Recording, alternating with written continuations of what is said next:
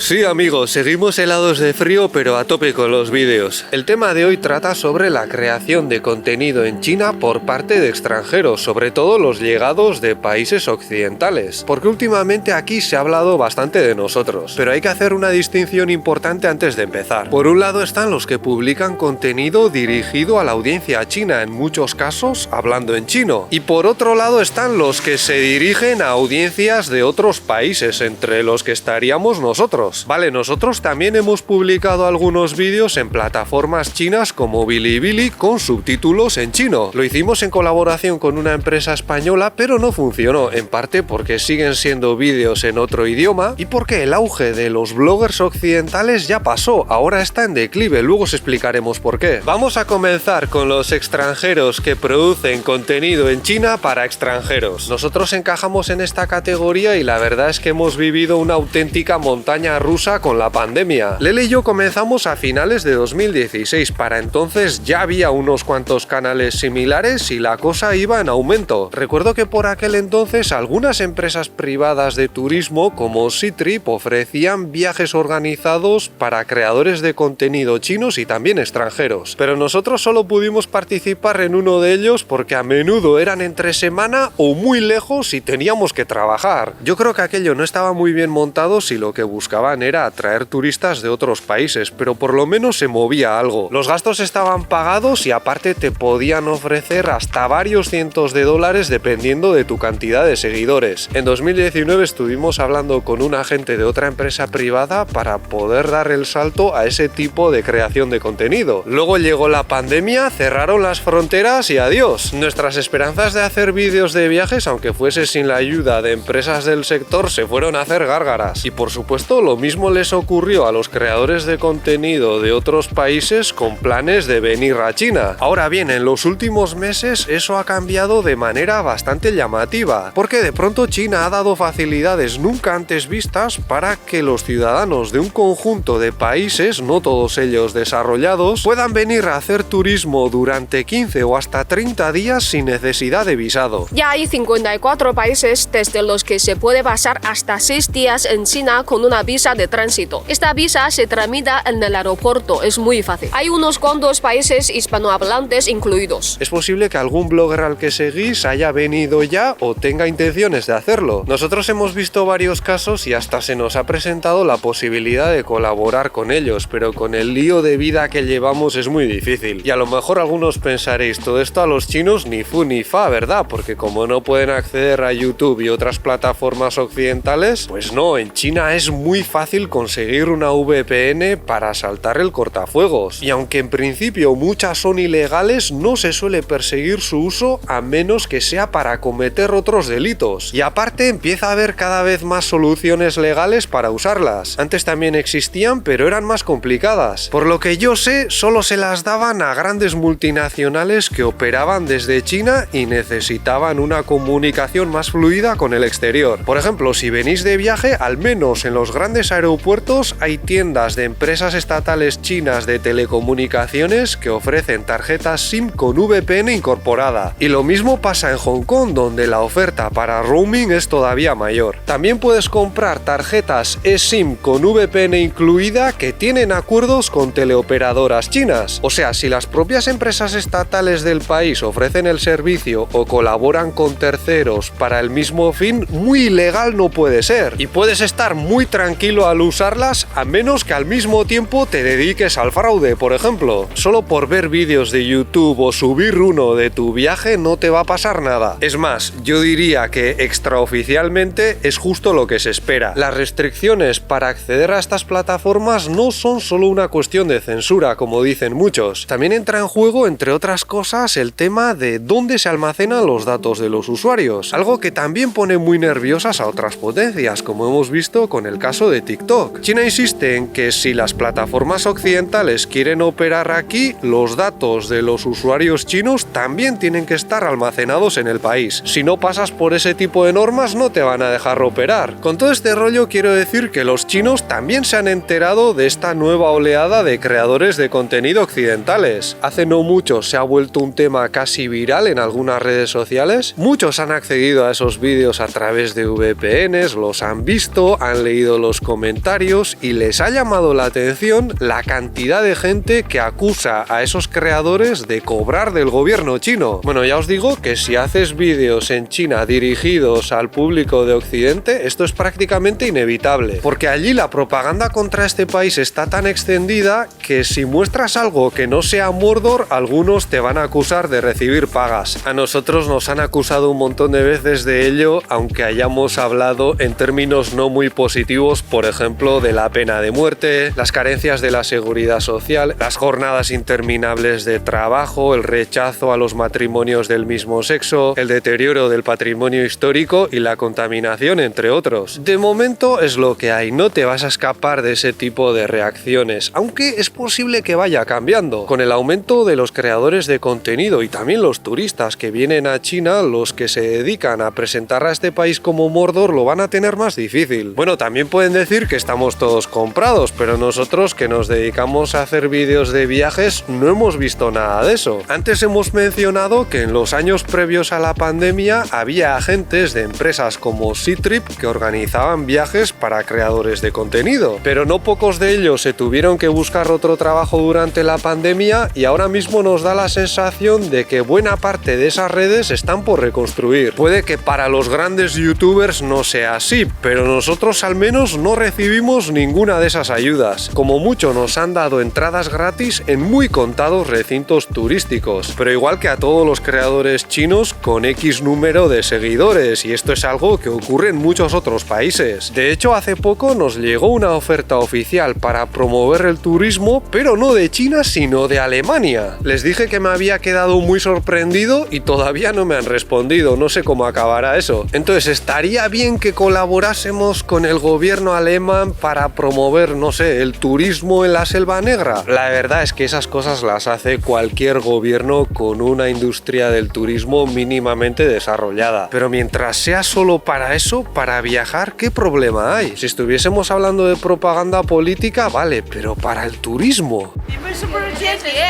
¡Ah, pues sí! ¡Te mata de Shang-Chi!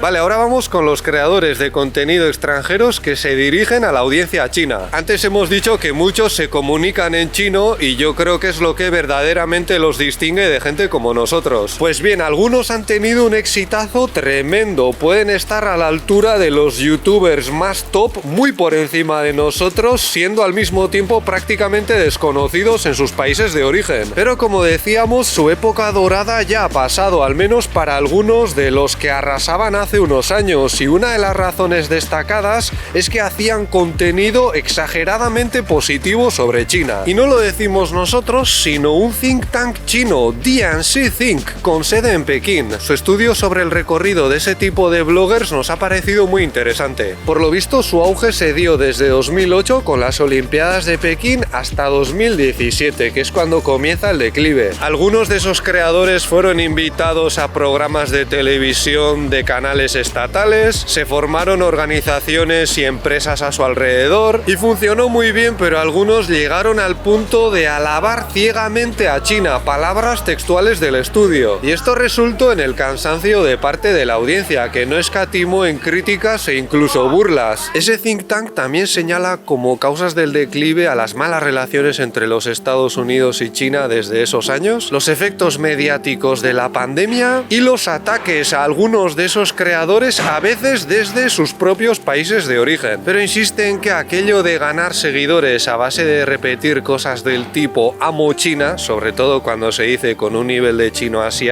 ya no funciona y puede salir mal. Al fin y al cabo, en China ya desde hace un tiempo se publica contenido con un enfoque crítico sobre una variedad de problemas sociales. Puedes hablar de la pobreza, la desigualdad, la corrupción o el machismo, entre otros temas, sin problemas. Y no es muy lógico que los occidentales, que se supone que estamos más acostumbrados a una mayor libertad de expresión, soltemos un discurso centrado únicamente en los aspectos positivos del desarrollo. Aunque yo tengo que decir que mucha gente en la calle nos ha pedido eso, que seamos más positivos. Quizás porque saben que nuestros vídeos van dirigidos al extranjero. Lo más habitual es que estemos grabando casas antiguas o tradicionales en un estado a veces un tanto precario y nos digan: no grabéis eso, que es muy feo y pobre. Pero bueno, también es parte de la realidad en algunas zonas rurales. Y mientras no lo hagas con la intención de burlarte o menospreciar a los chinos, ¿qué problema hay? La verdad es que si haces vídeos o directos en este país como nosotros, tarde o temprano sentirás las tensiones entre las potencias occidentales y China. Y a nosotros es algo que nos ha agotado hasta el punto de que ahora en la mayoría de los casos nos limitamos a mostrar lo que nos encontramos en nuestros viajes y paseos. Creo que algunas de las cosas que mostramos no gustan aparte de los líderes chinos y lo mismo ocurre con los occidentales. Pero aquí seguimos y humildemente creo que con todo lo que se nos puede criticar, hemos abierto un poquito de camino para que otros como nosotros traten temas similares desde China si es lo que desean. Eso es todo por hoy. Si este vídeo os ha parecido interesante, podéis darle un me gusta, suscribiros o ayudarnos con Patreon, donde tenéis más contenido, como directos y mis clases de mandarín. Muchas gracias. ¡Hasta luego!